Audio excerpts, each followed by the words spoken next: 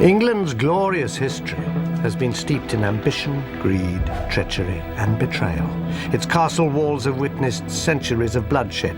The anguished wails of the forlorn still echo through the corridors. Cut off by tragic death, these restless spirits have been trapped in limbo between heaven and hell. They have become the castle ghosts of England.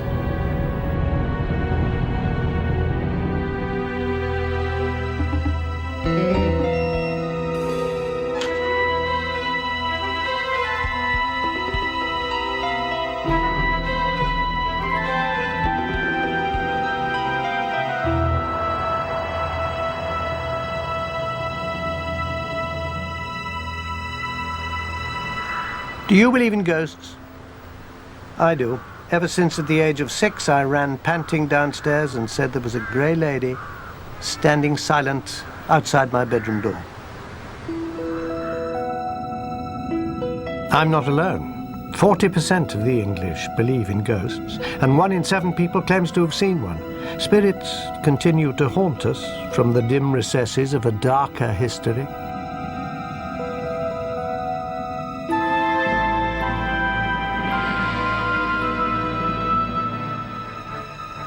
Manifestations of the paranormal have many names in Britain. Wraiths, spunkies, chagrins, church grims, hags of the dribble. From the ancient druids to Dickens' A Christmas Carol, spirits have been a palpable presence in the English landscape.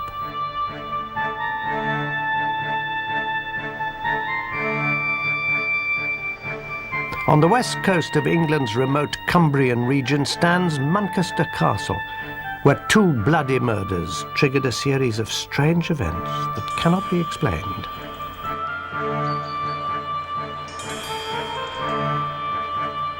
This rugged and beautiful landscape has echoed to the gruesome cries of the inhabitants of Manchester Castle. Its walls loom over the treacherous quicksands of the River Esk in the valley below.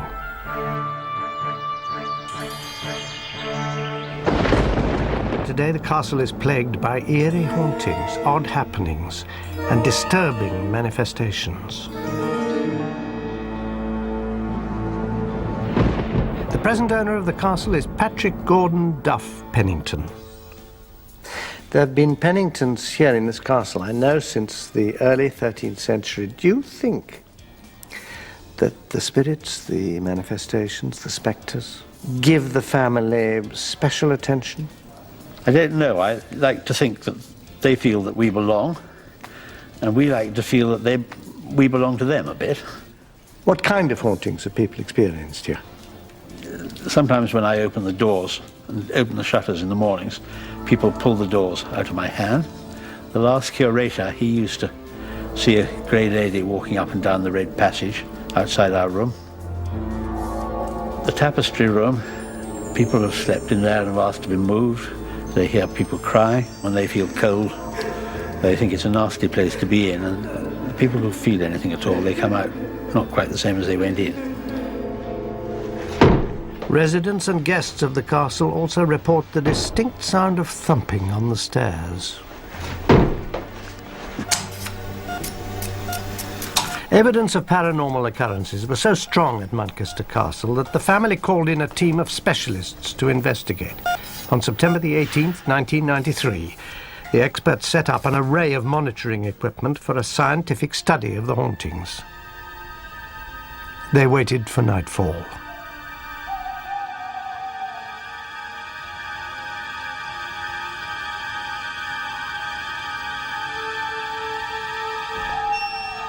At 10:40 p.m., the investigators felt the temperature drop dramatically.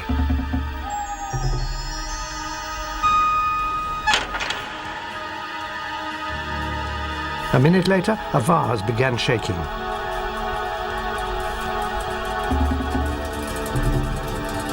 Then a loud thud was heard, followed by 3 raps. The investigators noticed a movement past the door.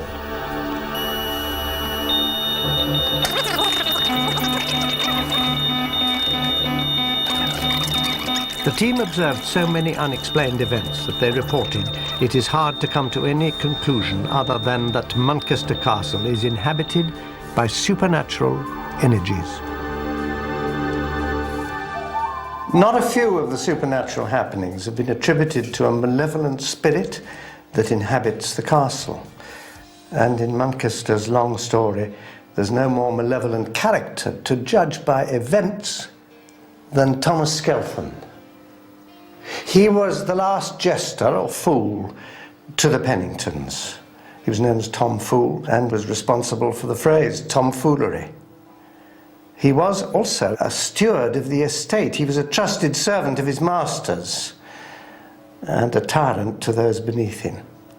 He's said to have known Shakespeare, indeed, to have been the model for King Lear's fool. Malicious, vicious, witty, and cruel. No one could play a trick more thoroughly than Tom Skelton. He loved to sit under a chestnut tree near the castle and wait for passers-by seeking directions. Those he didn't like, he'd send to their deaths in the quicksands below.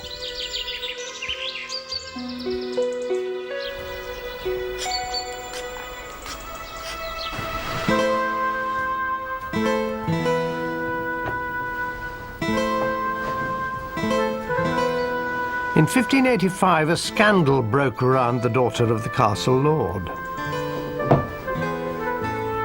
Helwise Pennington earned her name as a fiery, passionate and fatally headstrong young lady.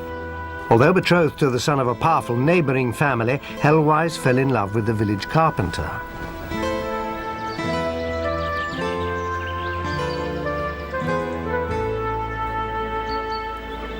But their encounters were not to remain secret.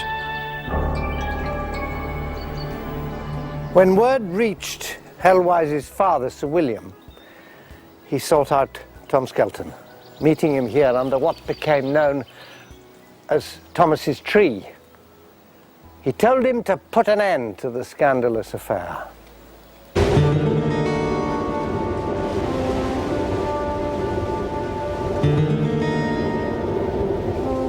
Skelton summoned the carpenter to the castle under the pretence that he was to meet his beloved Helwise. Once there, he plied the carpenter with cider until he was drunk and insensible.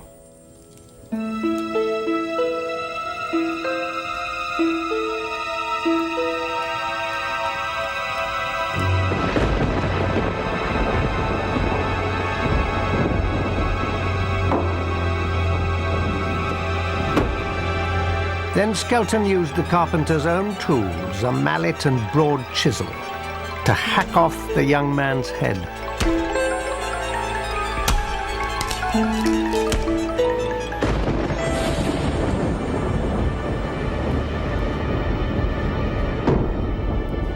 He was heard to say, "When the lazy dolt wakes up, he'll have trouble finding his head."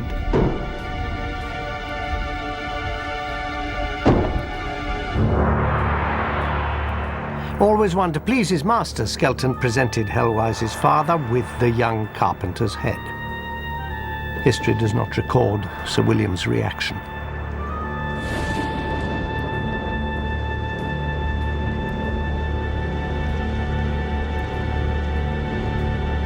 I thought it was rather silly, the story, but then, when we'd been here a little while, we used to work terribly hard, started in the office at 6 in the morning, and after tea, I would walk across the hall sometimes, and there were footsteps used to follow me.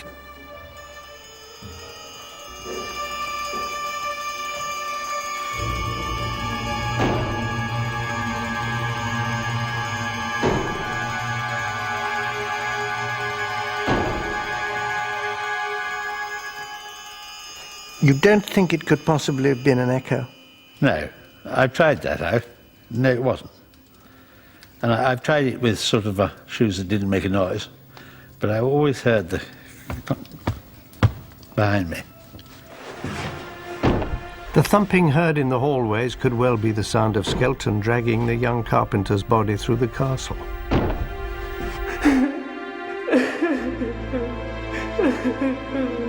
And the mournful crying? Could it be Hellwise weeping over her murdered lover?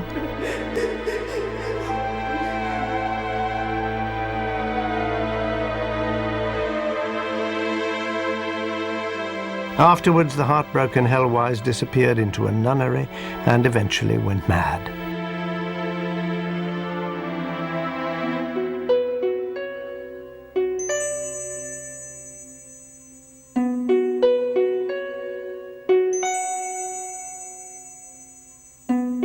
As for Thomas Skelton, he never paid for his crime, but fate has a way of meting out justice.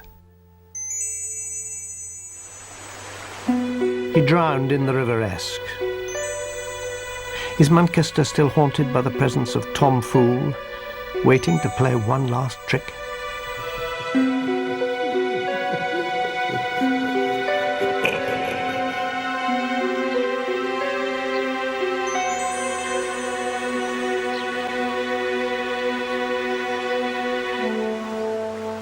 200 years later, these dark waters were to claim more lives and give rise to another apparition.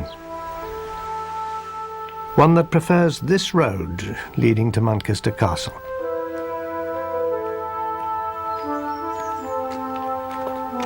Good morning. Grace Simmons, an employee of the castle, has seen the ghost.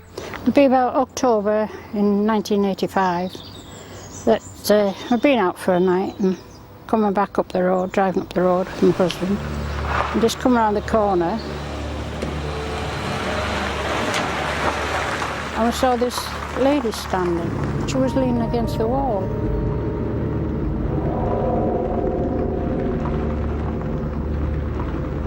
And she seemed in distress, so I said to my husband, would you stop and I'll get out the car and go back and make sure she's all right.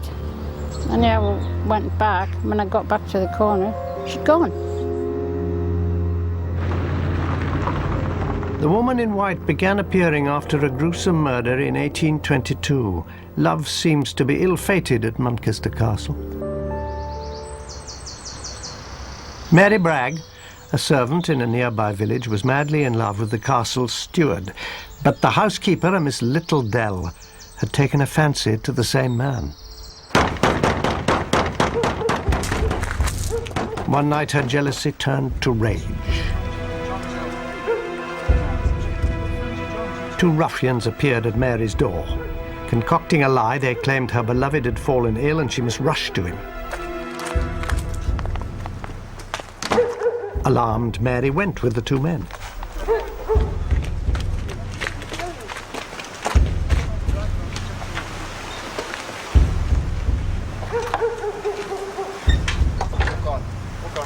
She never made it to her lover's side.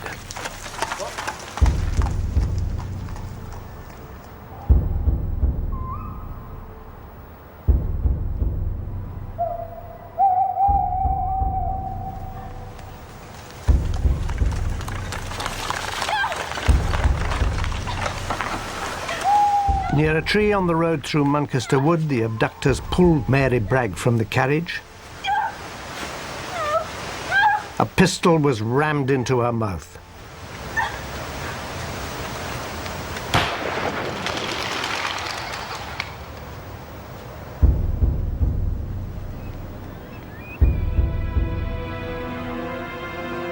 But poor Mary's body had more indignities to suffer. To get rid of it, the murderers left it in a field for the castle dogs to devour. When that failed, they tried to find a hiding place.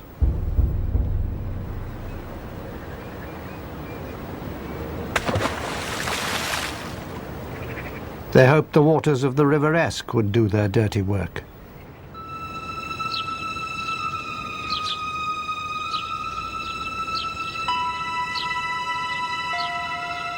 But Mary Bragg's body refused to stay hidden. Months later, it was found washed up, further downriver, badly decomposed. At the coroner's inquest, a doctor claimed it was impossible to determine the cause of death. Some say he'd been bribed to cover up the murder.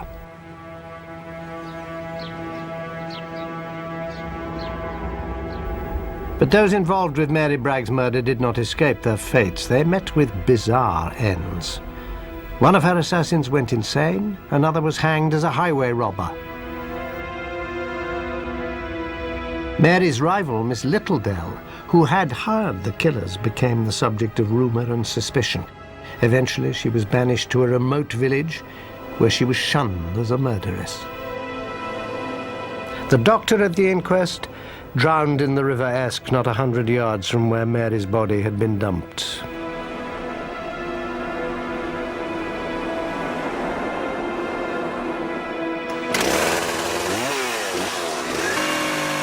In 1993, the tree under which Mary Bragg died was cut down.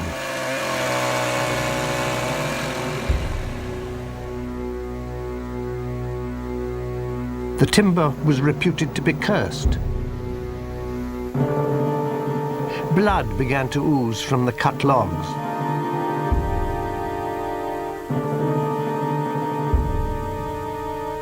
No one locally would have anything to do with the wood. It had to be shipped to London to be sold.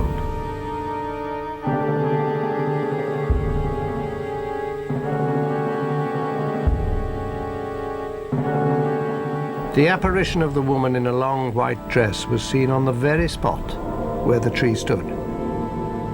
Brutally murdered and mistreated in death, could it be that Mary Bragg still wanders in search of justice?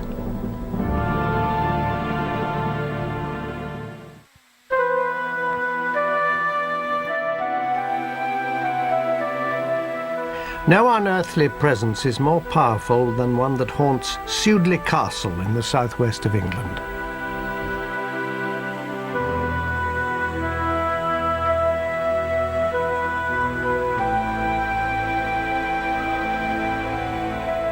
Nestled amongst the rolling hills of Gloucestershire, Sudeley sits in an ancient wooded valley that has changed little since it was established in Saxon times.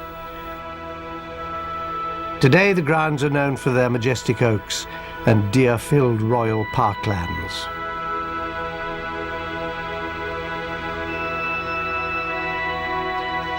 Sudeley Castle began as an extravagant royal wedding present in the 10th century. It went on to be owned by a succession of kings, including Richard III and Henry VIII. Despite its pastoral beauty, Sudeley Castle has a history of otherworldly events, including the chilling discovery of the strangely preserved corpse of a queen. Some say these incidents can be traced back to a tragic event that resulted in an apparition which still haunts Sudeley Castle to this day.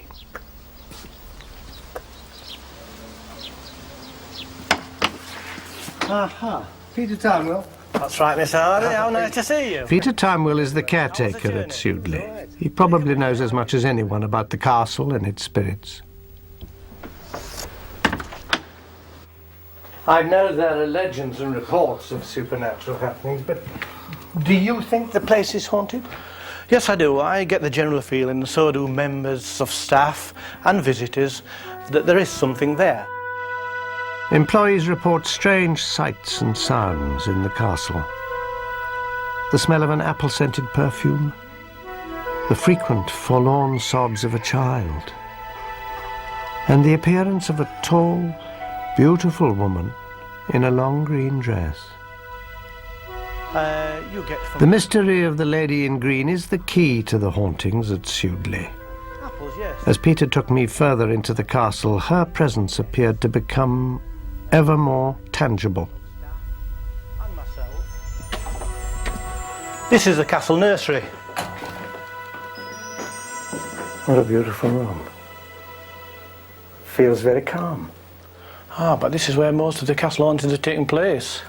Can you account for that? Well, I put it down to our Katie, Who's Katie? Queen Catherine Parr. And this is her. Catherine Parr was a striking figure. Nearly 6 feet tall, with auburn hair, she was intelligent and artistic, a lover of music and poetry. She is famous for being Henry VIII's 6th and last wife. Catherine Parr managed to keep her head and outlive him. Catherine always had a passion for this man, Thomas Seymour. He was handsome, selfish, a buccaneer, a political adventurer. He was determined to be near the crown. After Henry VIII died in 1547, Seymour proposed to his daughter, Princess Elizabeth. When she refused, he turned to the king's widow, Catherine. They were married later the same year and came to live here at Sudeley.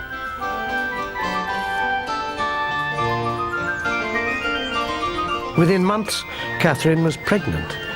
At the age of 35, it must have seemed a miracle, and everyone in the castle prepared for the birth with excitement and celebration. Sudeley's great banquet hall echoed with parties, music, dancing, and laughter.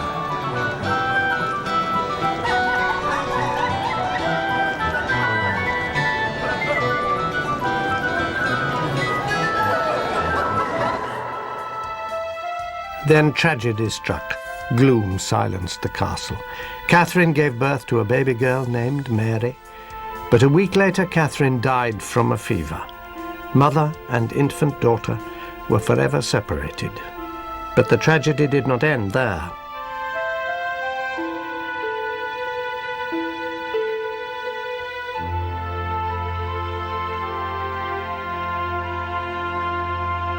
With Catherine barely dead, Thomas Seymour abandoned his newborn daughter and headed for London. Thomas Seymour went straight to Princess Elizabeth's bedroom and proposed to her for the second time.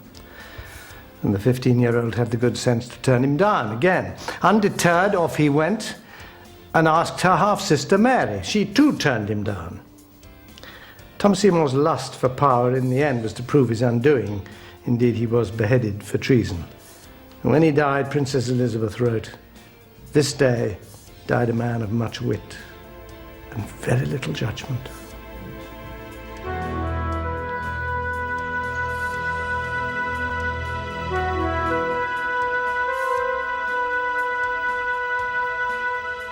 Catherine was buried in the chapel at Sudeley in 1550. During civil war a century later, the chapel was ransacked. Her casket disappeared. 140 years later, a local farmer digging in the grounds came across a casket sealed in lead. He forced it open, and what he saw astonished him.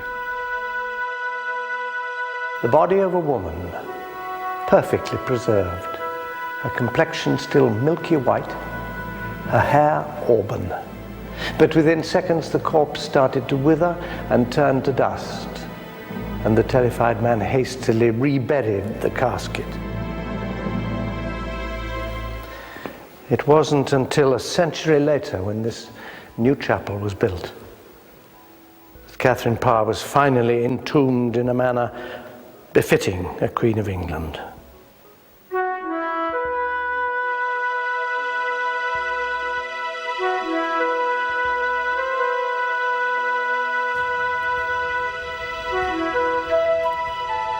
Apparently, Catherine Parr's spirit was not to rest. Margaret Parker, who's worked here at the castle for 23 years, is the latest witness to the Queen's return. Must be about 9 years ago. In the middle of winter, the castle was all locked up, and it was just 5 girls and myself cleaning. And there was an artist upstairs in Catherine Parr's room painting. Knowing the woman artist was about, Margaret Parker wasn't surprised when she saw a figure standing in the window. Morning. But the artist had only just come down from the nursery.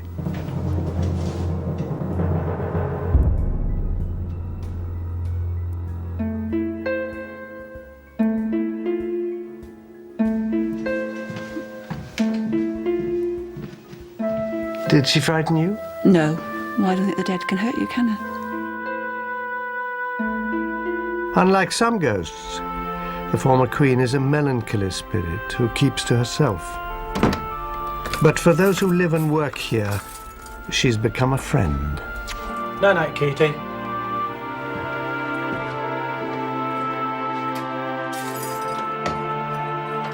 After Catherine's death, her daughter Mary mysteriously disappeared from history. No one knows what became of the unfortunate little orphan.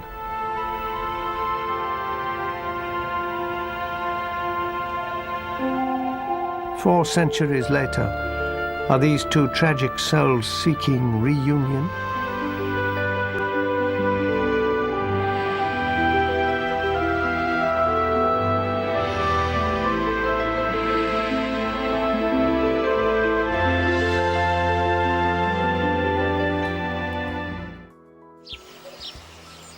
As if to purge itself of sorrow, Sudeley lay in ruins for 180 years.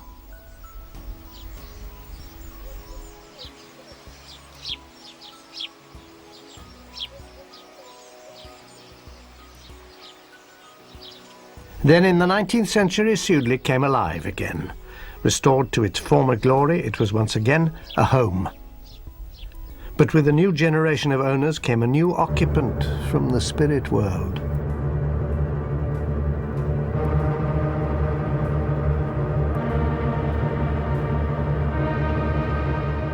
During the Victorian era, people were fascinated by ghosts. They were everywhere. To glimpse a spirit was to be reunited with a loved one who had passed on.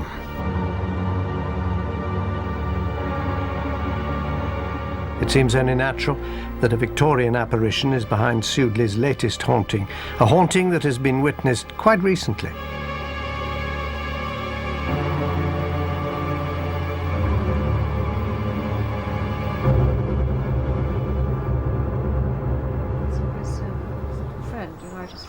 The present chatelaine and owner of Sudeley Castle is Lady Elizabeth Ashcombe, who hails from America. She inherited it from her late husband, Mark Dent Brocklehurst. There is, as I hear, quite a modern spirit that is to be seen in the castle. Can you tell me about her? Well, her name is Janet, and she was the housekeeper here for many, many years. She was here for 50 years. She came in 1896. My late husband, Mark, used to tell me stories about her when he came home from school, that she was still here and everyone's still terrified of her, and she was still ruling the roost with the iron glove.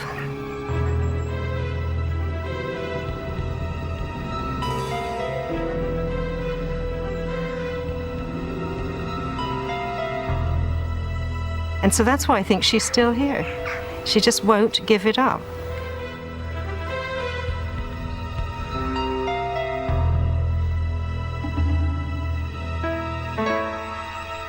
The upkeep of a grand Victorian household such as Sudeley required armies of servants, housemaids, footmen and gardeners. All had their allotted place in the hierarchy. As housekeeper, Janet was in a superior position. Together with the butler, she was responsible for the strict running of the castle, ensuring that everything ran like clockwork and taking orders from the lady of the house. But her supervision didn't end there. In accordance with the rigid moral code of the day, she took particular interest in keeping the female workers chaste. Many of them were young, unsophisticated girls from South Wales who were away from home for the first time. Janet took it upon herself to safeguard their morals, sternly keeping amorous boys at bay.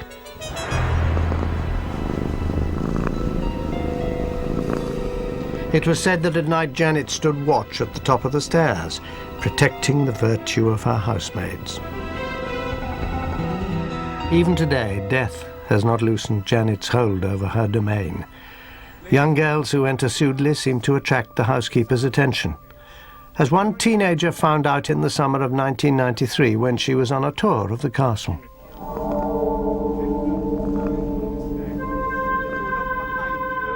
At the heavily gilded gold frame, you will find a picture of... Suddenly, without warning, a strange feeling overcame the girl, urging her up the staircase.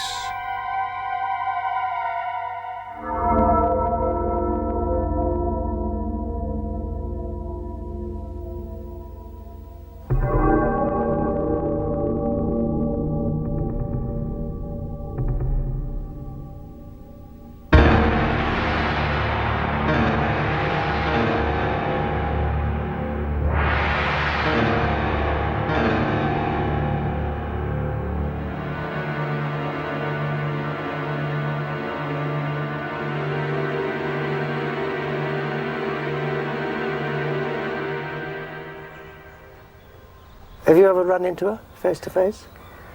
No, I haven't. But I feel, that Sudley is, to me anyway, is just always been had a wonderful atmosphere.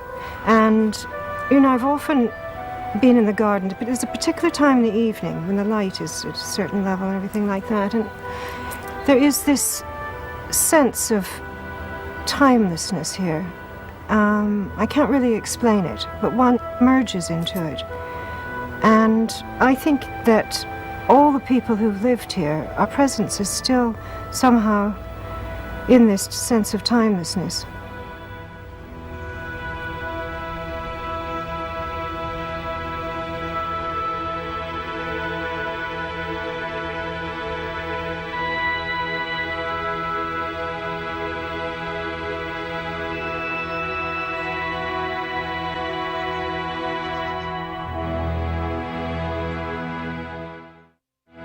If Sudley's ghosts seem to linger out of duty or longing, that is not the case with our next castle. There the letting of blood has spawned a legion of anguished spirits, for this is the Tower of London.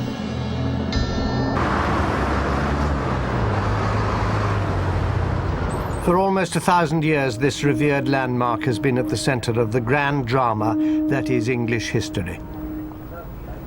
It is said, he who holds the tower holds the power. Good morning, ladies and gentlemen. Welcome to the Royal Palace and Fortress of Her Majesty's Tower of London, the largest and oldest permanently occupied fortress in Europe. It covers over 18 acres, it took 200 years to build. It comprises of 20 towers, not one. Probably the best known, although one of the smallest, is the Bloody Tower, here behind you. Two young boys have been glimpsed playing in the tower.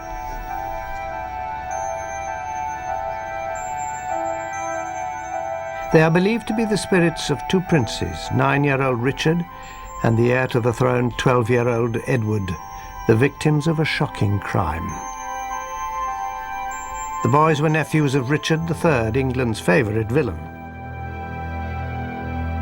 Richard's enemies described him as malicious, wrathful, envious, little of stature, crook-backed.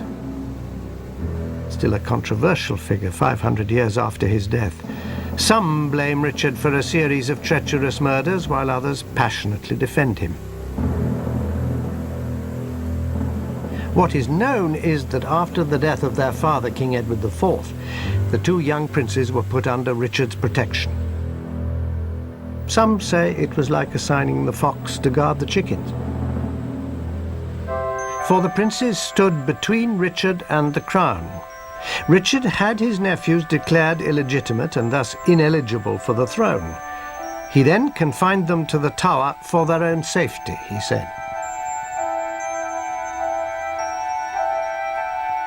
For months they were seen playing on the battlements and in their room.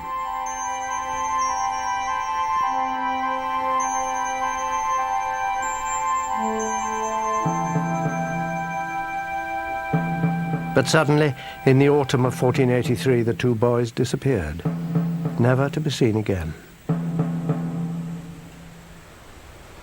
No one knows exactly what happened, but with his nephews out of the way, the last obstacle between Richard and the throne was removed, allowing him to be crowned King of England.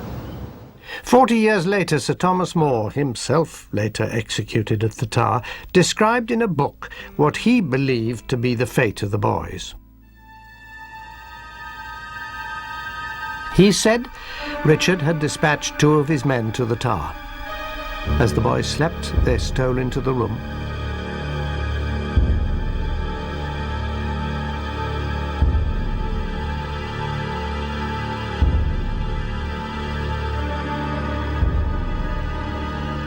Then they smothered the two sleeping princes. More wrote, they gave up their souls unto the joys of heaven, leaving to the tormentors their bodies dead in the bed.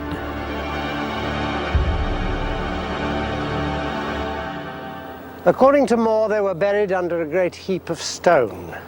In 1674, workmen uncovered a chest just near here. In it were the skeletons of 2 children. In 1933, these were scientifically examined. From the bone formation and the structure of the teeth, it was concluded they were the skeletons of 2 boys, a 12-year-old and a 9-year-old, matching the ages of the princes.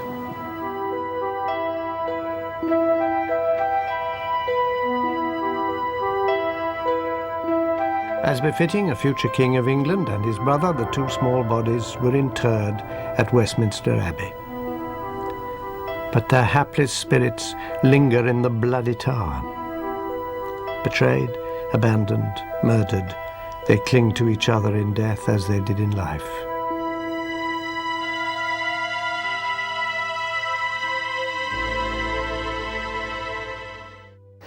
And the spirit that appears in this area of the tower is connected to another king's murderous determination. These rooms are the home of a particularly gruesome apparition.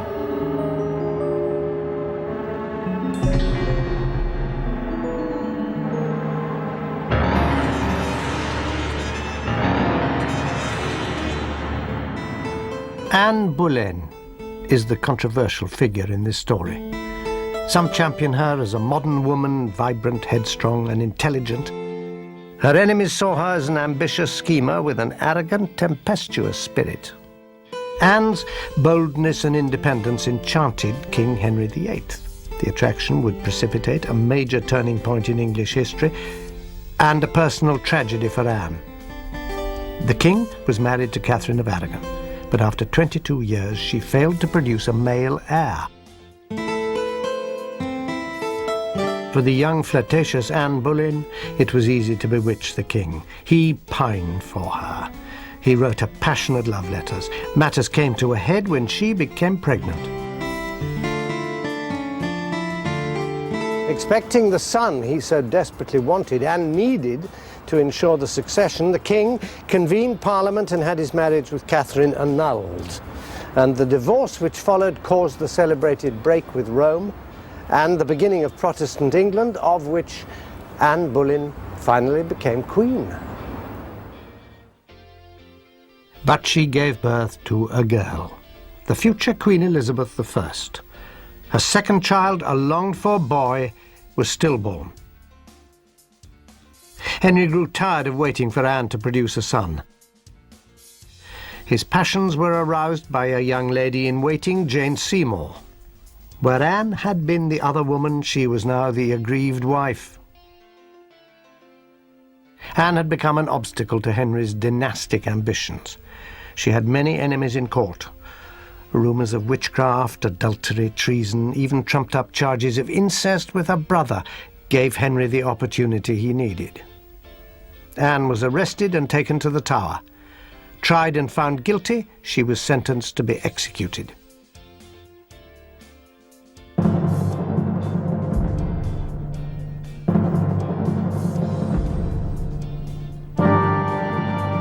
As she awaited death, Anne had violent mood swings. One moment she was laughing, the next crying. Then a calm overcame her.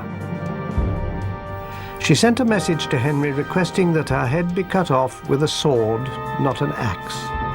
The axe was messy and often took more than one stroke.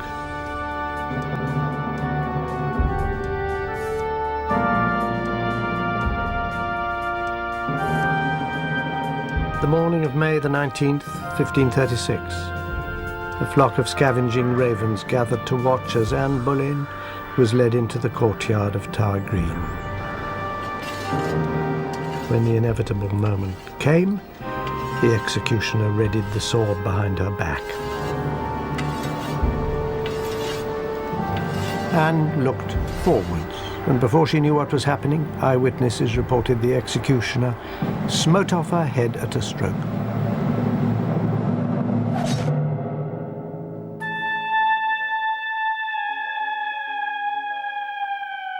Major General Geoffrey Field is Governor of Her Majesty's Tower of London. Do you know what happened to her body? Well, I know the story of what happened. Immediately after the executioner picked up the head and displayed it to the crowd who had gathered to see the execution. And the story goes that the eyes continue to move and the lips continue to move for several seconds after the beheading. The body was then put into an arrow chest. Apparently there was no coffin available for some reason. Put into an arrow chest with the head tucked under her arm, and she was then buried in the chapel of St. Peter ad Vincula, which was immediately behind the execution site.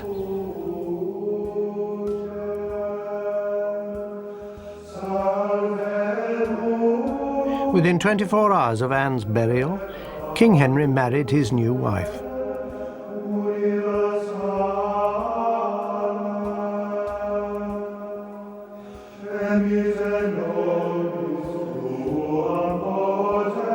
But headstrong in life, Anne Boleyn's spirit was not to be denied by death.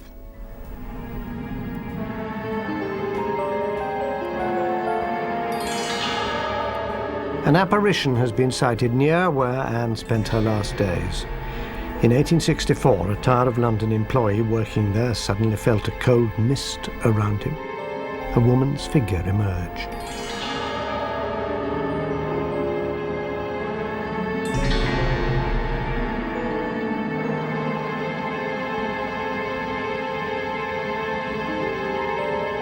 As the worker stood watching in wonder, the figure turned towards him. But where a face should have been, there was nothing.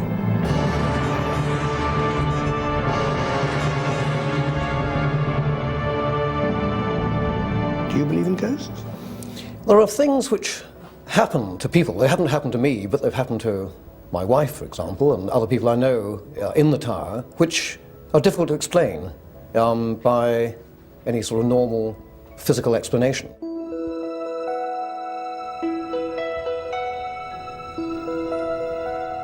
A frail apparition dwells in a parallel universe, trapped between reality and the beyond.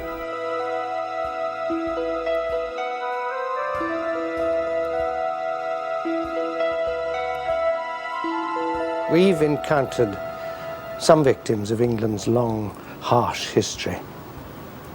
Perhaps we better leave this haunted tower before we too lose our heads.